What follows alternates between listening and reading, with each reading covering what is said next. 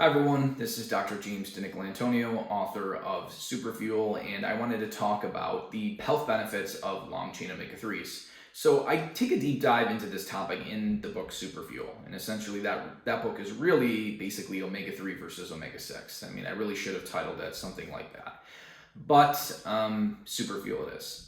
Now, I wanted to talk about the benefits of long-chain omega-3s in this video. So a lot of you are familiar with plant-based omega-3s like alpha-linolenic acid, ALA. I'm going to be talking about long-chain omega-3s, essentially EPA and DHA, but also something called DPA. So we typically get most of these long-chain omega-3s from seafood. A lot of us are consuming things like wild salmon, which are high in long-chain omega-3s. But we can also get DHA from something called DPA, or docosapentaenoic acid, and that's actually fairly high in grass-fed meat. About 30% of DPA gets converted to DHA. So it's commonly thought that you don't get a lot of DHA by eating grass-fed meat, but that's because people don't take into account the conversion of the DPA into the DHA. So in fact, grass-fed meat is actually a fairly decent source of DHA. You just get it by converting the DPA into DHA. Now, EPA does not convert very well to DHA. So if you get a lot of EPA from something, that doesn't really give you a lot of DHA.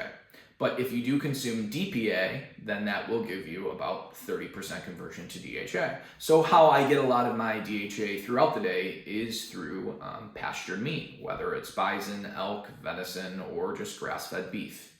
Now, I do also get some DHA directly too from grass-fed meat, but also through pastured eggs.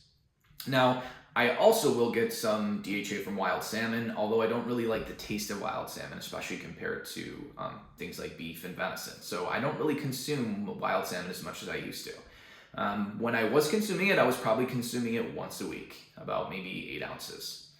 And then what's great about omega-3s is that, again, you can get it from land sources through the conversion, or you can just consume things like seafood. Shellfish as well, like crab and lobster, are fairly good sources of long-chain omega-3s. Now, if you don't like eating your omega-3s like that, you can supplement with omega-3s. So you can either get it from algae or fish typically, and those are two different ways. If you're vegan, people do the algae DHA. And then if you're okay with taking like a high quality fish oil, that's another way.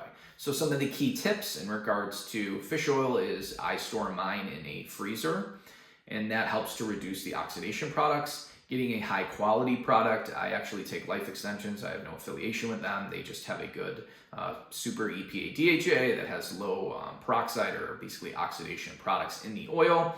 It's a 5-star rated fish oil, and it's super high in EPA and DHA, which is those are the active ingredients. Those are the long chain omega-3s that you're looking for in a high quality fish oil.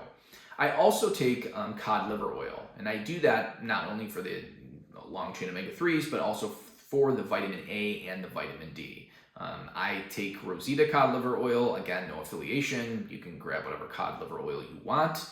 But cod liver oil is really a great source, in my opinion, for the vitamin A and the vitamin D, and is a more natural source to get omega-3s.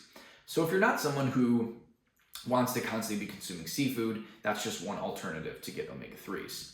Now, the optimal range in regards to, let's say, exercise performance is about 3 to 4 grams of EPA and DHA per day. That increases muscle protein synthesis, muscle strength and gains, and it can actually lower heart rate and improve things like running and how you feel when you run. You feel less fatigued.